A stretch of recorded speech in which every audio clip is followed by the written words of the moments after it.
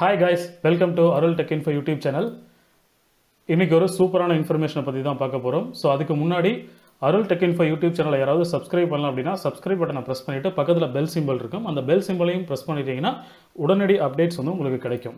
So GATE exam 2025 graduate aptitude test in engineering 2025க்கான நோட்டிஃபிகேஷனை வந்து Indian institute of technology Roorkee வந்து என்ன பண்ணியிருக்காங்கன்னா ரிலீஸ் பண்ணிட்டாங்க.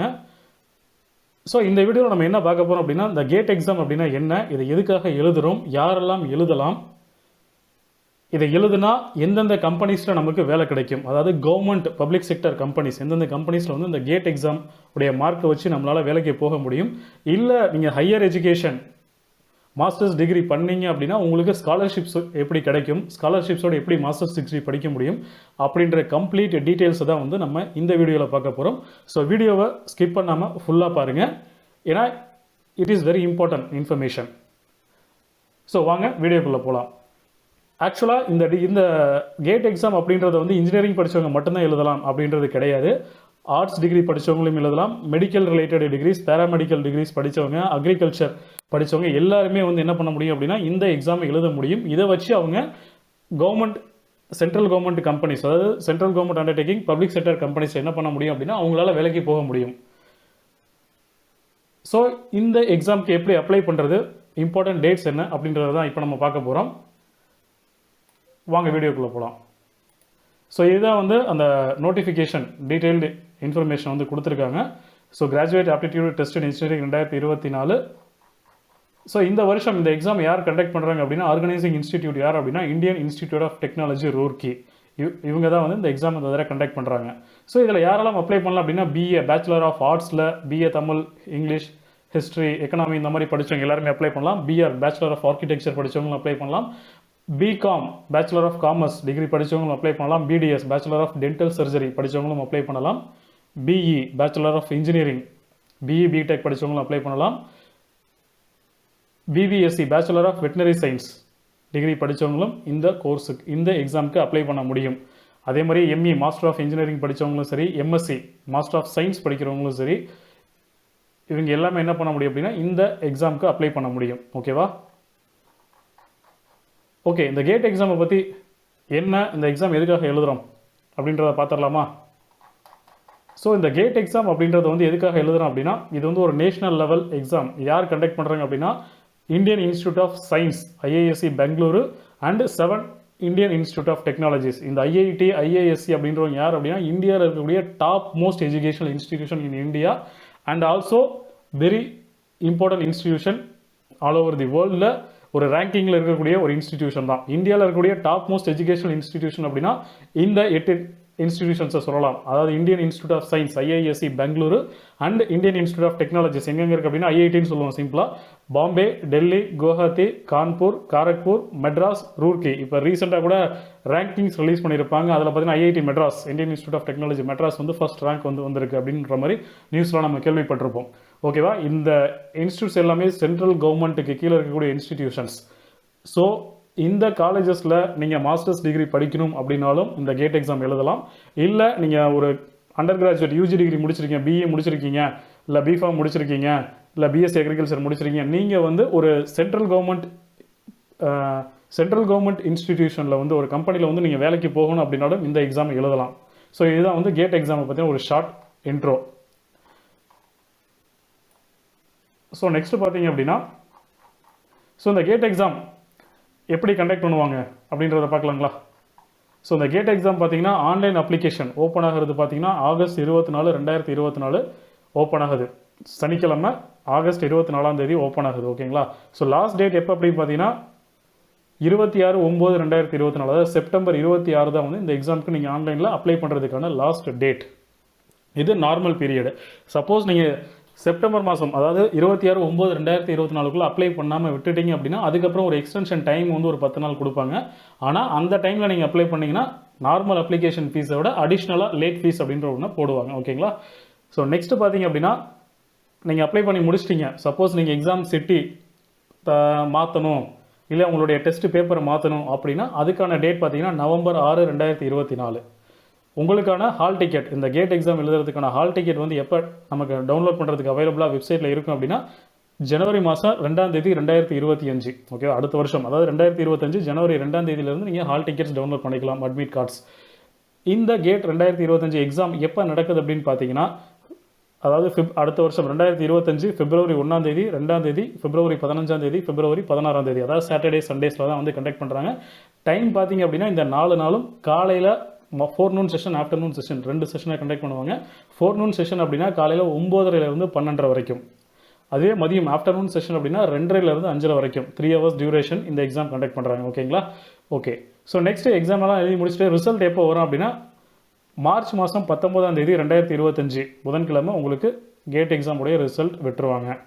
ஸோ இதனுடைய உங்களோட மார்க்ஸ், அதாவது ஸ்கோர் கார்டு அப்படின்னு சொல்லுவாங்க, அதை வச்சு தான் நீங்கள் வந்து ஜாபுக்கு, பப்ளிக் செக்டர் கம்பெனிஸ் ஜாபுக்குலாம் அப்ளை பண்ணணும் அப்படின்னா அதை வச்சு தான் அப்ளை பண்ண முடியும். இல்லை மாஸ்டர்ஸ் டிகிரி படிக்கிறீங்கனாலும் இந்த ஸ்கோர் கார்டை வச்சு தான் அப்ளை பண்ண முடியும்.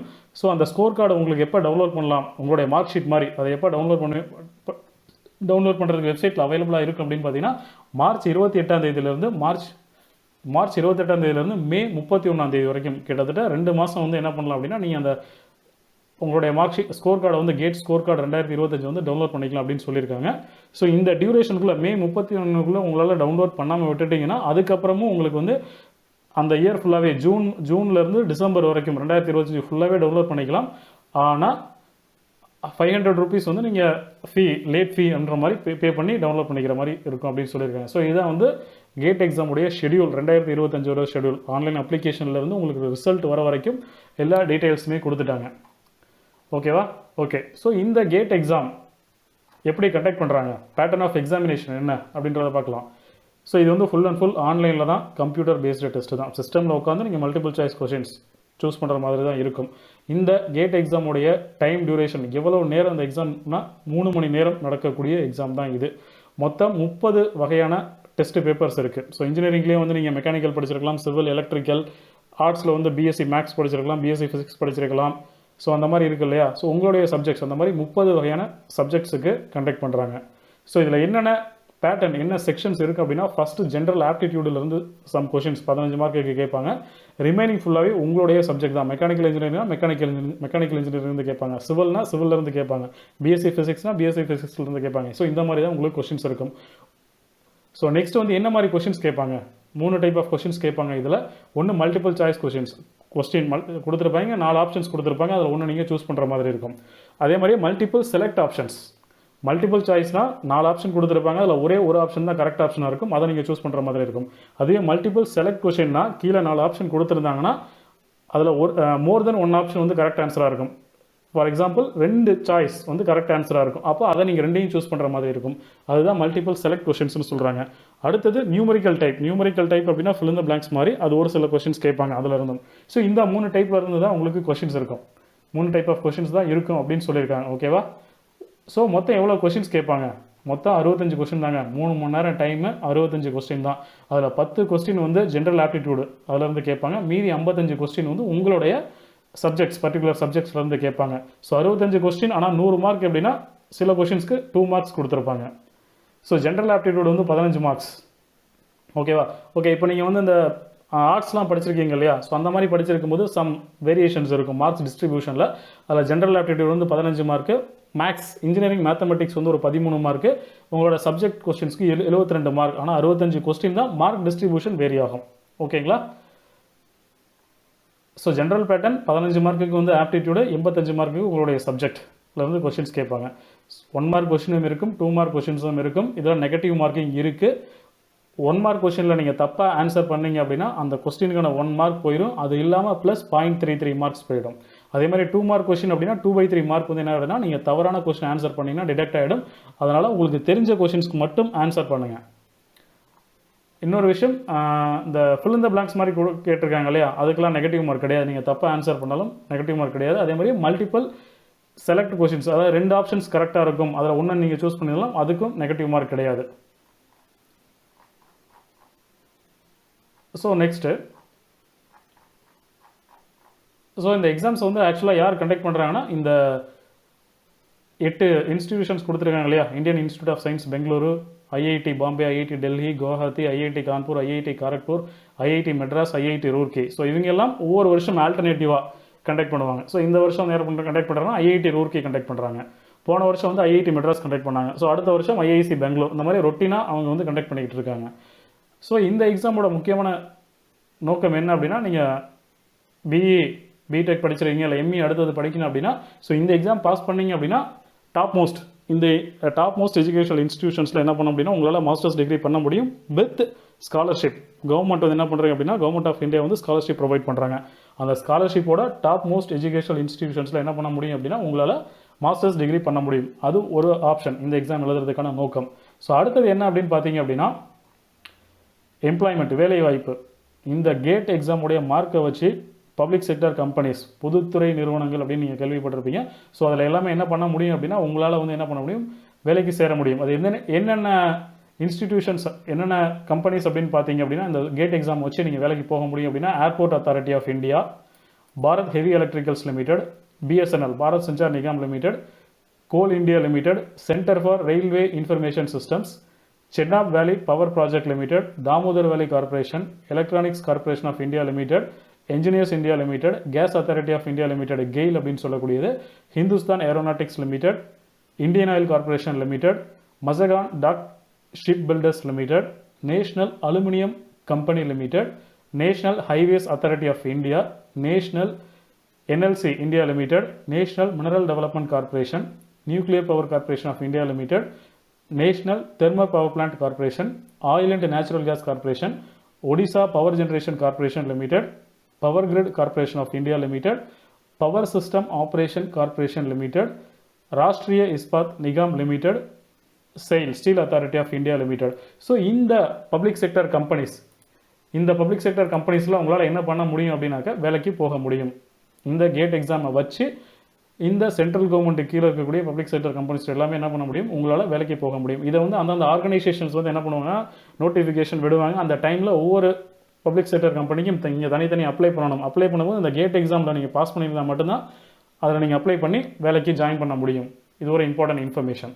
ஸோ அது மட்டும் இல்லாமல் டேரெக்டாகவே வந்து குரூப் ஏ போஸ்ட்டுக்கு, சென்ட்ரல் கவர்மெண்ட்டில் இருக்கக்கூடிய குரூப் ஏ போஸ்ட்டுக்குமே வந்து இந்த கேட் எக்ஸாம் வச்சு இப்போல்லாம் என்ன பண்ணாங்கன்னா ரெக்ரூட்மெண்ட் பண்ண ஆரம்பிச்சிட்டாங்க. எதுக்கெல்லாம்னா senior field officer telecommunication, senior research officer crypto, senior research officer in cabinet secretariat லெவலில் என்ன பண்ணுறாங்க அப்படின்னா இந்த எக்ஸாம் வச்சு, இந்த கேட் எக்ஸாமுடைய மார்க்கை வச்சு என்ன பண்ணுறாங்க அப்படின்னா ரெக்ரூட்மெண்ட் பண்ண ஆரம்பிச்சிட்டாங்க. ஓகேங்களா?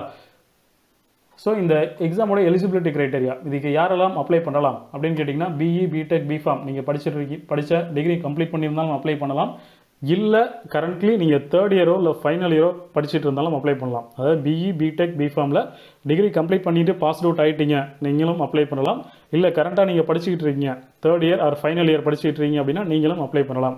அடுத்தது BArch bachelors degree of architecture, அதாவது 5 இயர்ஸ் கோர்ஸ் படிக்கிறவங்களும் அப்ளை பண்ணலாம். இல்லை நேவல் ஆர்கிடெக்சர் அப்படின்றது 4 இயர்ஸ் கோர்ஸ், அவங்களும் அப்ளை பண்ணலாம். பிளானிங் பிஆர்க்லேயே பிளானிங் 4 இயர்ஸ் கோர்ஸ் படிக்கிறவங்களும் அப்ளை பண்ணலாம். கம்ப்ளீட் பண்ணவங்களும் அப்ளை பண்ணலாம். கரண்ட்டாக தேர்ட் ஆர் ஃபைனல் இயரில் இருக்கிறவங்க எல்லாருமே அப்ளை பண்ணலாம் அப்படின்னு சொல்லியிருக்காங்க. அதே மாதிரியே பிஎஸ்சி ரிசர்ச், அதாவது bachelors degree in science, post diploma, so இவங்களும் அப்ளை பண்ணலாம். ஃபார்ம் டி, அதாவது 6 இயர்ஸ் டிகிரி ப்ரோக்ராம் இன்டகிரேட்டட் கோர்ஸ்லாம் படிப்பீங்க இல்லையா, அவங்களும் அப்ளை பண்ணலாம் அப்படின்னு சொல்லியிருக்காங்க. நீங்கள் third, fourth or fifth or 6th இயரில் நீங்கள் படிச்சுட்டு இருந்தீங்க அப்படின்னா நீங்கள் அப்ளை பண்ணலாம்.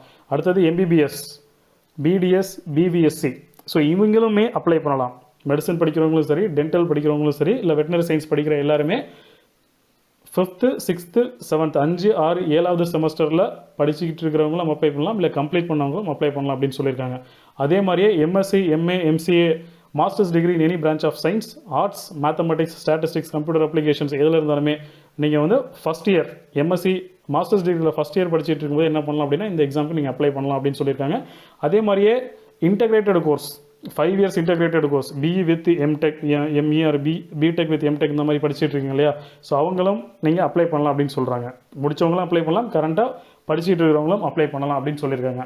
அதே மாதிரியே BSc, BA, BCom, commerce, arts, humanities, English, Tamil, so இந்த மாதிரி 3 இயர்ஸ் ப்ரோக்ராமில் படிச்சுட்டு இருக்கவங்களும் நீங்கள் தேர்ட் இயர் இல்லை கம்ப்ளீட் பண்ணிட்டீங்கன்னா நீங்கள் அப்ளை பண்ணலாம் அப்படின்னு சொல்லியிருக்காங்க.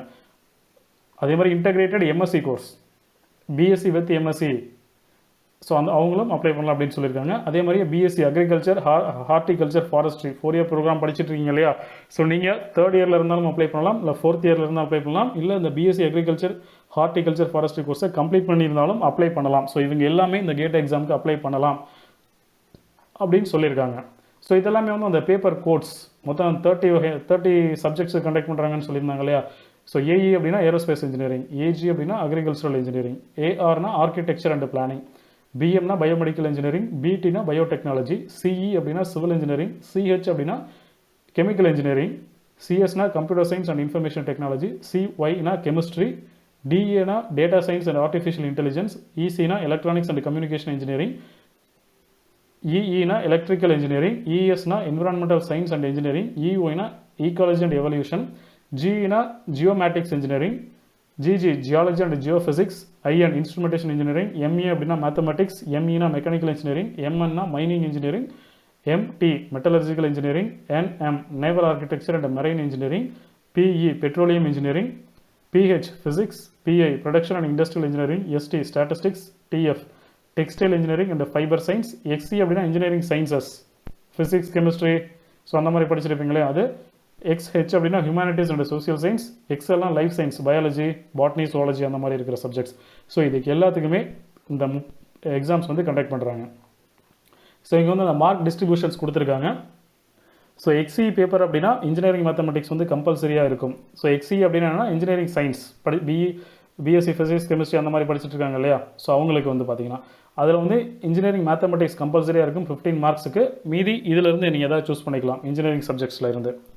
அதுவே எக்ஸ்ஹெச் அப்படின்னா humanities and social science. So இதில் ரீசனிங் அண்ட் காம்ப்ரிஹென்ஷன் அப்படின்றது கம்பல்சரியாக இருக்கும்.